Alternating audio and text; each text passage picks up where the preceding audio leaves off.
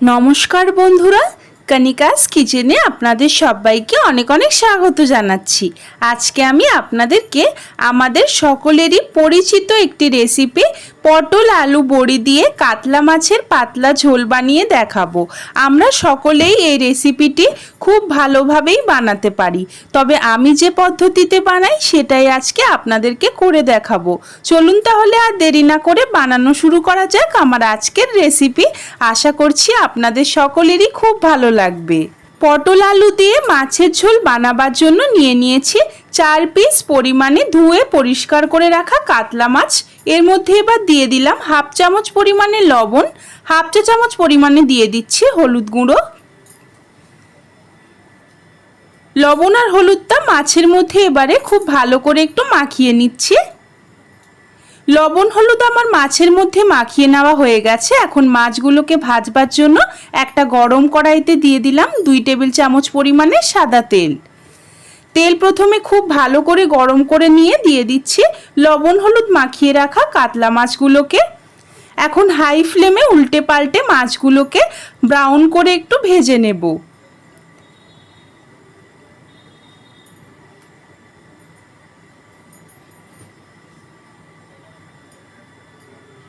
মাছগুলো আমার ভেজে নেওয়া হয়ে গেছে ব্রাউন করে। এবারে আমি এগুলোকে তুলে নিচ্ছি। এবারে ওই একই তেলের মধ্যে আমি বড়িগুলোকেও ভেজে নেব। 1 মুঠো মতন দিয়ে দিলাম ডালের বড়ি। নেড়ে চেড়ে বড়িগুলোকে হালকা একটু ভেজে নিচ্ছি। বড়িগুলো এরকম হালকা লালচে হয়ে গেলেই বড়িগুলোকে আমি তুলে নিচ্ছি। এখন ওই একই তেলের মধ্যেই আমি আলুগুলোকেও ভেজে নিচ্ছি। আলু এরকম আমি লম্বা করে কেটে নিয়েছি। নেড়ে চেড়ে আলুগুলোকে হালকা একটু ভেজে নিয়েই তুলে নিচ্ছি। দেখুন আলুগুলো একদম হালকা সুন্দর গোল্ডেন ব্রাউন হয়ে গেছে। এই পর্যায়ে তুলে নিতে হবে। এবারে ওই একই তেলের মধ্যে আমি লম্বা টুকরো করে কেটে নেওয়া পটলও দিয়ে দিয়েছি। পটলগুলোকেও নেড়ে চেড়ে হালকা লালচে করে একটু ভেজে নেব। মিডিয়াম টু হাই ফ্লেমে নেড়ে চেড়ে আমি পটলগুলোকেও লালচে করে ভেজে তুলে নিচ্ছি। সবকটা পটল আমি কড়াই থেকে তুলে নিয়ে ওই একই তেলের মধ্যে দিয়ে দিলাম হাফ চা চামচ পরিমাণে 5 ফোড়ন। ফোড়নটা ভালো করে একটু ভেজে নিয়েই দিয়ে দিচ্ছি একটা মিডিয়াম সাইজের ঝিরিঝিরি করে কুচিয়ে নেওয়া পেঁয়াজ। মিডিয়াম টু হাই ফ্লেমে নেড়ে চেড়ে এবারে আমি পেঁয়াজটাকে হালকা লালচে করে একটু ভেজে নেব। পেঁয়াজ আমার লালচে করে ভেজে নেওয়া হয়ে গেছে।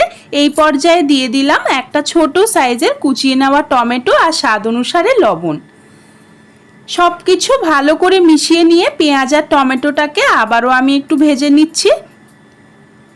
টমেটোটা হালকা একটু মেল্ট হয়ে এলেই দিয়ে দিচ্ছি 1 চামচ ভরে আদা রসুন বাটা। আদা রসুনের কাঁচা গন্ধটা চলে যাওয়া অবধি এখন নেড়ে চেড়ে ভালো করে মিডিয়াম টু লো ফ্লেমে সমস্ত কিছু একটু ভেজে নিচ্ছি। আদা রসুনের কাঁচা গন্ধটা চলে গেলেই দিয়ে দিচ্ছি হাফ চা চামচ পরিমাণে হলুদ গুঁড়ো, 1 চা চামচ পরিমাণে লঙ্কার গুঁড়ো, 1 চা চামচ পরিমাণে দিচ্ছি জিরে গুঁড়ো, আর দিয়ে দেব 1 চা চামচ পরিমাণে ধনের গুঁড়ো। এখন সব কিছু নেড়ে চেড়ে ভালো করে মিশিয়ে নিয়ে মশলাটাকে মিডিয়াম টু হাই ফ্লেমে ভালো করে কষিয়ে নিচ্ছি। মশলা প্রায় কষানো হয়ে এলেই দিয়ে দিচ্ছি হাফ চামচ পরিমাণে চিনি। চিনি দিয়ে আবারও নেড়ে চেড়ে মিশিয়ে নিয়ে মশলাটাকে এবারে ভালো করেই কষিয়ে নিলাম। মশলা আমার সুন্দরভাবে কষিয়ে নেওয়া হয়ে গেছে। মশলা থেকে তেলটাও আলাদা হয়ে গেছে। এই সময় দিয়ে দিচ্ছি ভেজে তুলে রাখা আলু এবং পটল। এবারে মিডিয়াম টু হাই ফ্লেমে 2 মিনিটের মতন আমি আলু আর পটলটাকে মশলার সঙ্গে ভালো করে একটু কষিয়ে নিয়েছি। কষিয়ে নেওয়া হয়ে গেলে দিয়ে দিচ্ছি পরিমাণ মতন জল। জল দিয়ে খুব ভালো করে একটু নেড়ে চেড়ে মিশিয়ে নিচ্ছি। সব কিছু নেড়ে চেড়ে মিশিয়ে নিয়েই দিয়ে দিলাম কয়েকটা কাঁচা লঙ্কা। এখন 15 মিনিটের জন্য মিডিয়াম টু লো ফ্লেমে ঢাকা দিয়ে আমি ঝোলটাকে রান্না করে নিয়েছি। 15 মিনিট পর ঢাকনাটা খুলেই দিয়ে দিচ্ছি ভেজে তুলে রাখা মাছ আর বড়িগুলোকে। এবারে খুন্তি দিয়ে হালকা করে একটু নেড়ে চেড়ে নিচ্ছি।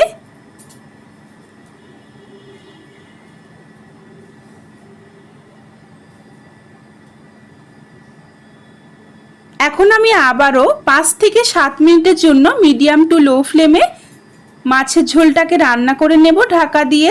7 মিনিট পর আমি ঢাকনাটা খুলে নিলাম। ঢাকনা খুলে ভালো করে একটু নেড়ে চেড়ে নিচ্ছি। এখন আমাদের মাছের ঝোল তৈরি হয়েই গেছে। দেখুন কত সুন্দর লাগছে দেখতে। গ্যাসের ফ্লেমটাকে অফ করে দিয়ে এবারে আমি মাছের ঝোলটাকে নামিয়ে নেব। তাহলে দেখতেই পেলেন তো বন্ধুরা, কি সহজ পদ্ধতিতে আমি মাছের ঝোলটা রান্না করলাম। আশা করছি আপনাদের সকলেরই ভালো লেগেছে। ভালো লাগলে এইভাবে একবার বানিয়ে আমাকে কমেন্ট করে জানাতে ভুলবেন না যে আপনাদের কেমন লাগলো। আমার ভিডিওটিকে একটি লাইক করবেন, আমার চ্যানেলকে সাবস্ক্রাইব করে প্লিজ আমার পাশে থাকবেন। আমার এই ভিডিওটিকে বন্ধুদের সঙ্গে বেশি বেশি করে একটু শেয়ারও করে দেবেন। আজকের মতন এই পর্যন্তই। আবারও হাজির হব নতুন কোনো রান্নার রেসিপি নিয়ে। সেই পর্যন্ত আপনারা সবাই খুব ভালো থাকুন ও সুস্থ থাকুন। ধন্যবাদ।